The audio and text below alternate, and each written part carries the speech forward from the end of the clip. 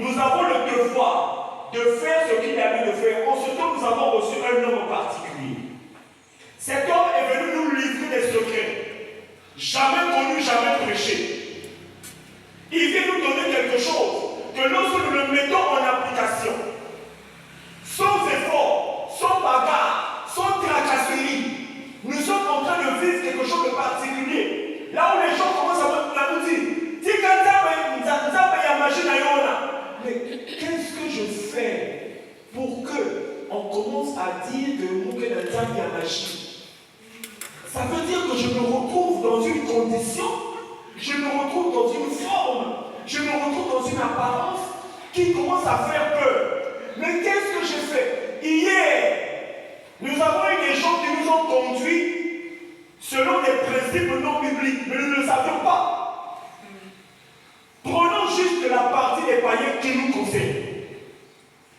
Paul envoyé chez les païens qui racontent dans Actes des Apôtres chapitre 26, lorsque le Seigneur lui apparaît et lui dit, je t'établis ministre et témoin des choses que tu as vues et de celles pour lesquelles je t'apparaîtrai.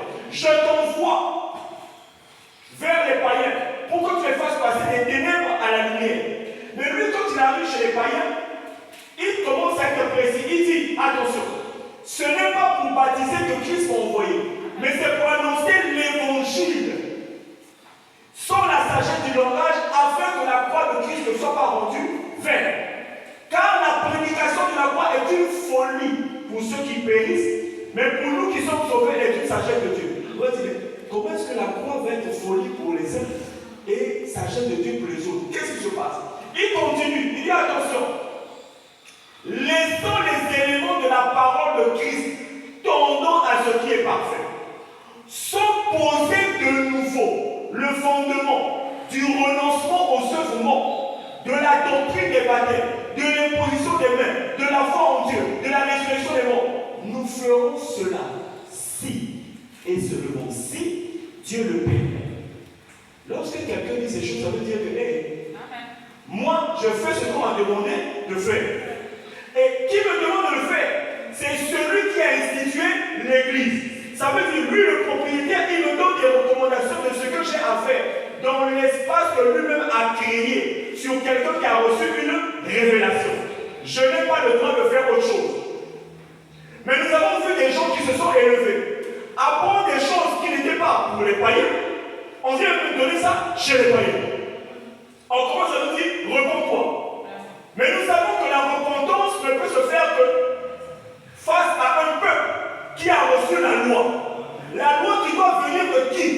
De la divinité.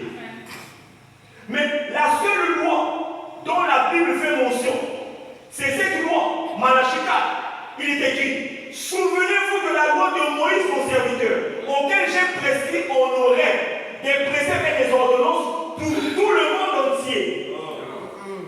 Alléluia. Les asséistes ici. Est-ce que c'est sûr? Nous sommes à Bambosté. Donc il a dit, souvenez-vous de la loi de Moïse, mon serviteur, auquel j'ai prescrit des préceptes et des ordonnances pour le Congo entier. Pour tout Israël. Rien que pour Israël. Israël. D'où sort Israël? Si on va un peu en arrière, nous nous rendons compte qu'à la tour de Babel, il s'est passé quelque chose. Une voix a retenti. Et là, descendons, confondons leur langage afin qu'ils ne se comprennent plus les uns les autres. Et qu'est-ce qu'on va se rendre compte? On va se rendre compte qu'il y a un petit groupe qui se fait parler un même dialecte. Et ceux-là, les Juifs, Dieu va avec eux. Mais le reste là, il n'était pas compté pour ce moment-là. Alors, de ce groupe, les Juifs, va naître quelqu'un, Jacob. Et de Jacob, après avoir accompli certaines choses, le Seigneur va lui dire, par l'ange qui était venu, avec lequel, entre parenthèses, il a dit, quel est ton nom? Je m'appelle Jacob. Désormais, on t'appellera Israël. Et Israël a eu des enfants. Et ces enfants-là, c'est ceux qui ont produit le peuple d'Israël. Ce peuple à qui le Seigneur a donné la loi par Moïse. Et par cette loi, parce que c'était le processus par lequel le Seigneur avait commencé le plan de la rédemption chez les Israélites. Le plan de la rédemption, c'est quoi? On peut le définir comme étant un plan de sauvetage. Après que Adam et Ève furent chassés du jardin, comme on nous l'explique, et le blé, et l'arachide, et le maïs se sont retrouvés à un endroit qui n'était pas favorable. Alors, il fallait chercher un moyen. Mais vu qu'ils ont bravé l'interdit, il faut maintenant établir une méthode par laquelle je dois récupérer ceux qui n'auraient pas dû être là-bas, que je les récupère pour les ramener d'où ils n'auraient jamais dû sortir. Et pour ça, on commence étape par étape. Le premier peuple qu'il a choisi, les Juifs, au travers duquel Israël est sorti, et sa descendance. Maintenant, il commence le plan de la rédemption là-bas. Il envoie d'abord Moïse avec la loi. Mais malheureusement, les conditions d'application de cette loi étaient faussées.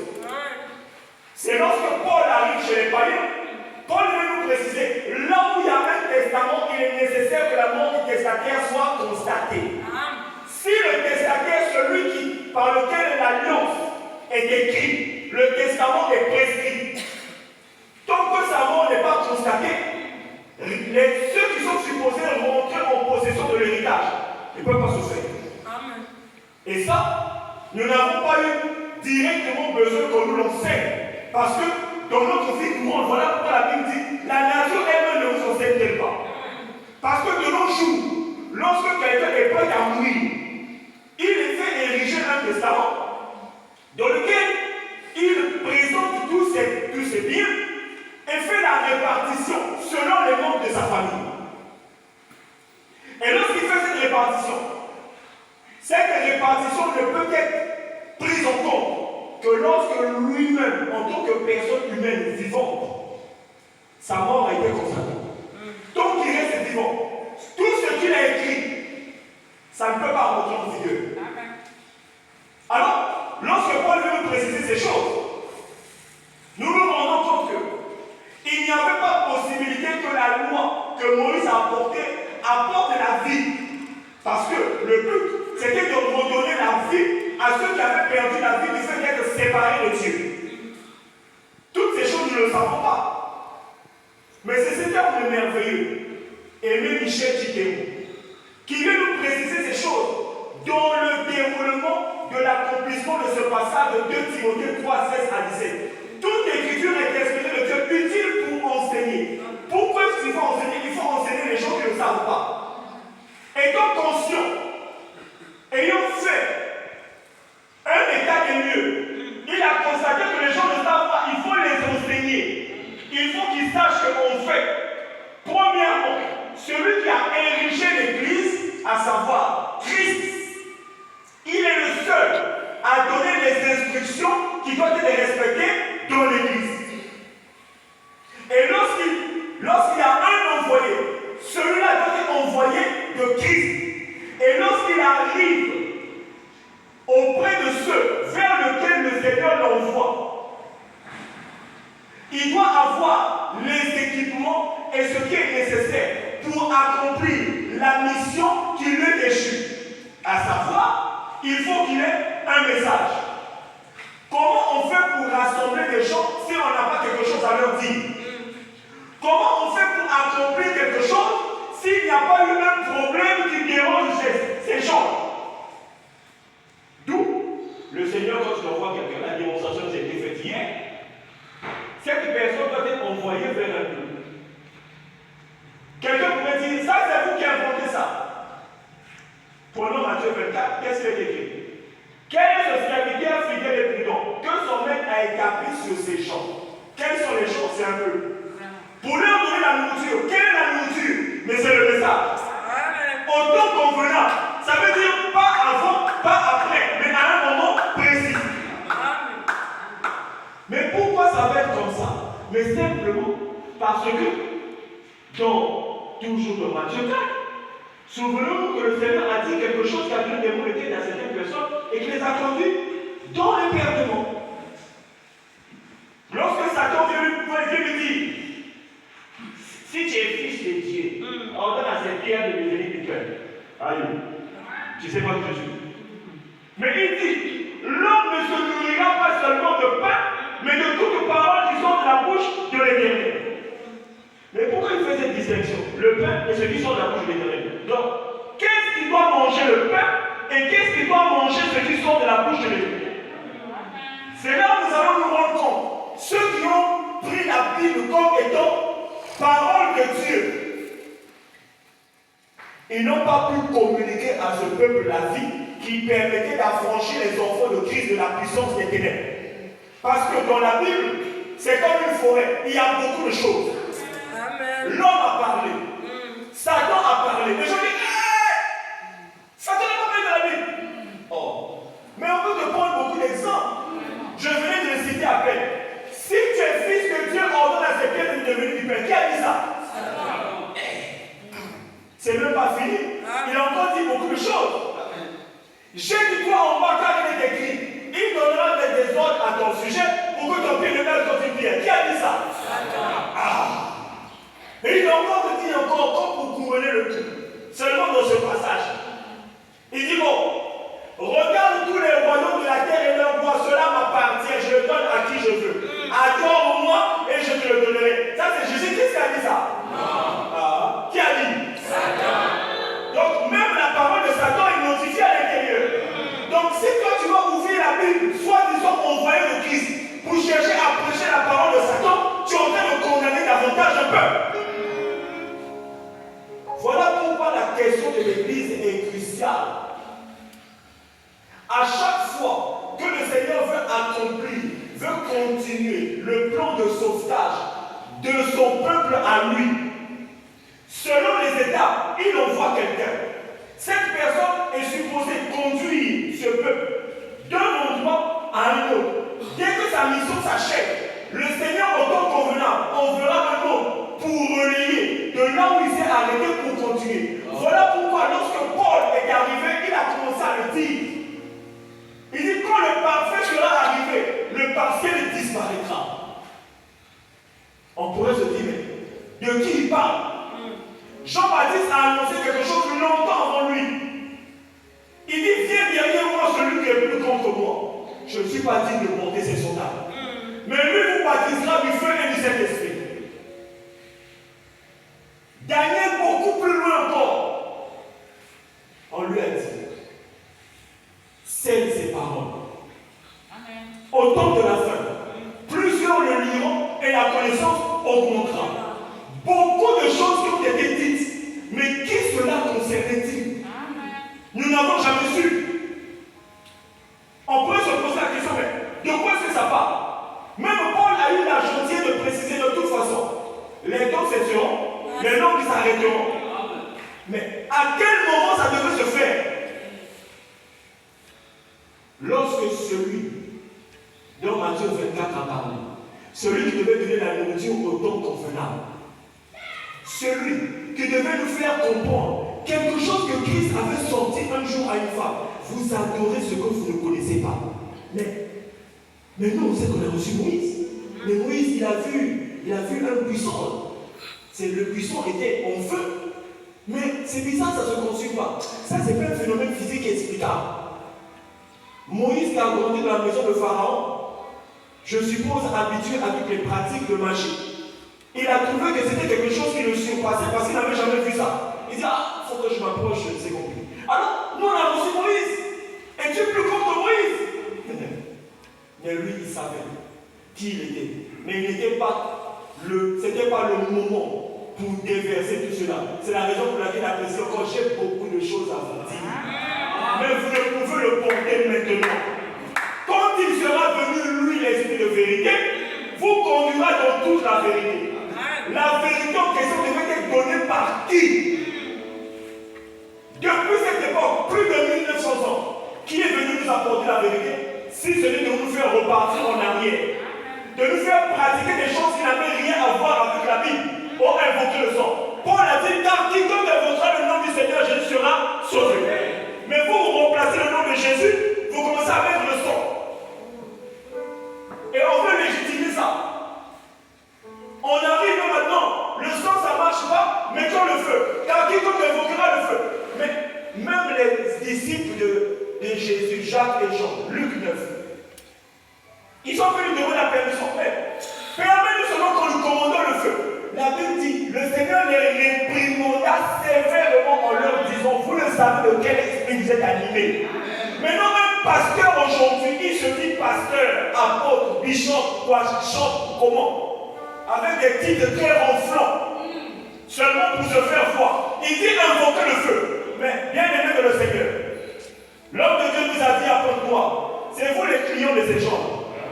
Parce que c'est vous qui leur donnez la force de continuer à faire ça. Si aujourd'hui, un homme, aimé Michel Tidémon, est en train de prêcher la vérité, vous entendez la vérité qui sort de sa bouche. Quand un homme comme ça vous dit invoquer le feu, il va.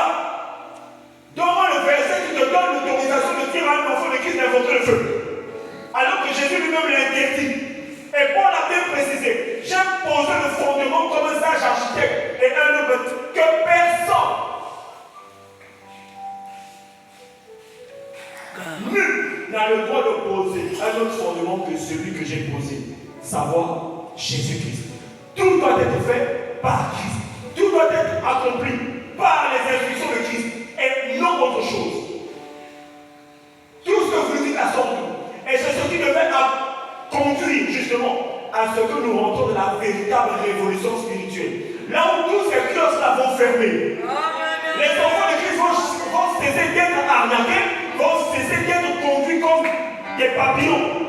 Parce que justement, nous allons arriver à confondre ces gens-là.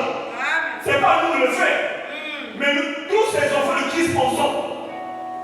Partout où nous allons, lorsque le faux est donné, nous devons réagir pour dire ça c'est faux. C'est à ce moment que tout ce monde-là, ils vont commencer à se rendre compte que le temps de la vérité est arrivé. Et lorsque la vérité arrive, qu'est-ce qu'il faut faire? Il faut se conformer.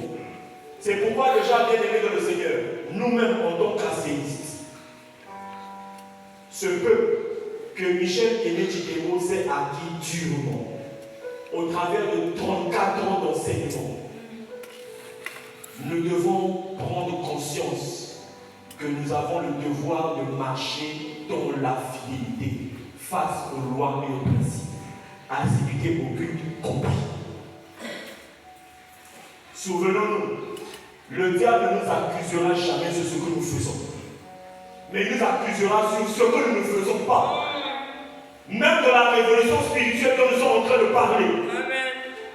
Cette révolution ne peut être efficace que lorsque nous-mêmes, nous sommes fidèles. Car il est écrit, nous pouvons punir toute désobéissance lorsque notre obéissance à nous-mêmes sera. Il n'y a que quelques personnes maintenant qui réagissent parce qu'on commence à voir que oui, on dirait que je suis passé à gauche. Amen. J'apprécie beaucoup ce que le berger Trésor nous avait dit un jour après moi. En toute occasion, l'opportunité nous est toujours donnée. Si tu as glissé, tu es tombé, ne reste pas par terre, relève-toi et marche du bon pied. Parce que effectivement le chemin est long. Mais nous avons la possibilité de marcher convenablement et consciemment sur ce chemin, sans pour autant glisser à nouveau. Pour cela, nous avons le devoir de respecter le code de la route que l'on nous montre. Loi et principes.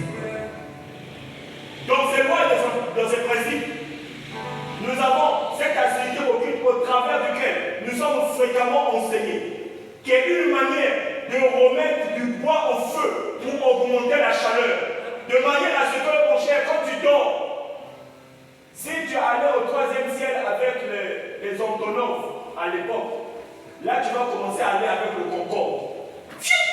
Au côté déjà. Pourquoi? Parce que ton obéissance sera devenue complète. Parce que lorsque c'est partiel, ton invisibilité risquera d'être compromise.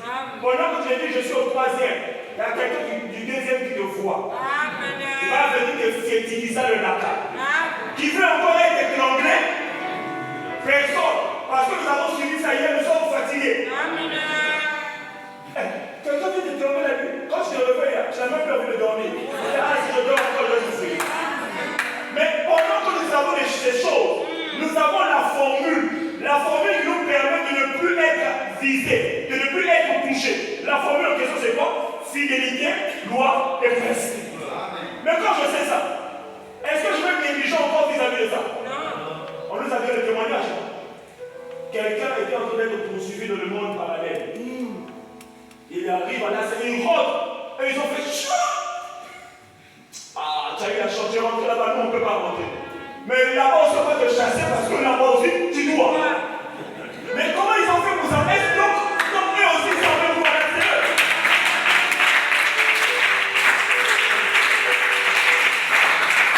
Donc ça veut dire qu'eux aussi, ils ont entendu pas des mots de principe. Et ils savent quelle est son efficacité. Mais bien aimé dans le Seigneur, est-ce que j'ai besoin de garder derrière moi pour me rappeler que oh, c'est ma vie? Si je ne respecte pas ça, je suis bon. Eux, ils savent que le jour il m'a échappé. Mais si j'ai la possibilité à nouveau de l'attraper, la cause de la deux fois, je sais que si je le caresse, il va encore glisser par le passé. Cette fois-ci, la vie est comme. Bien aimé dans le Seigneur, c'est encore une manière de nous rappeler ce matin. La fidélité est très importante. Ce que l'on nous prêche, c'est la vie. Et cette vie, nous n'avons pas le droit de la fouler au pied. Nous avons le devoir de la prendre au sérieux. Parce qu'il n'y a que celui qui a souffert qui sait ce que c'est que avoir la paix.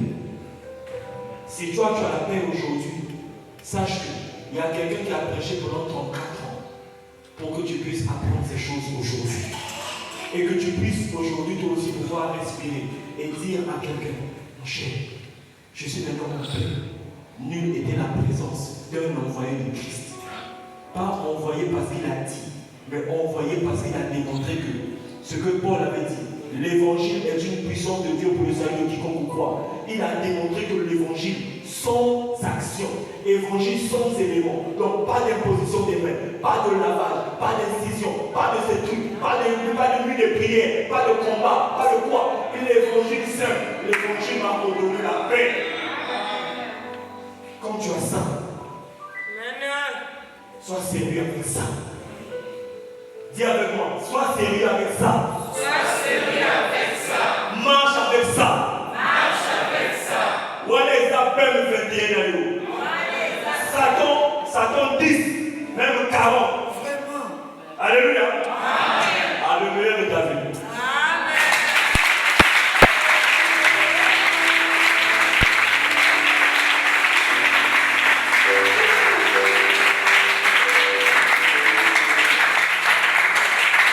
Alléluia.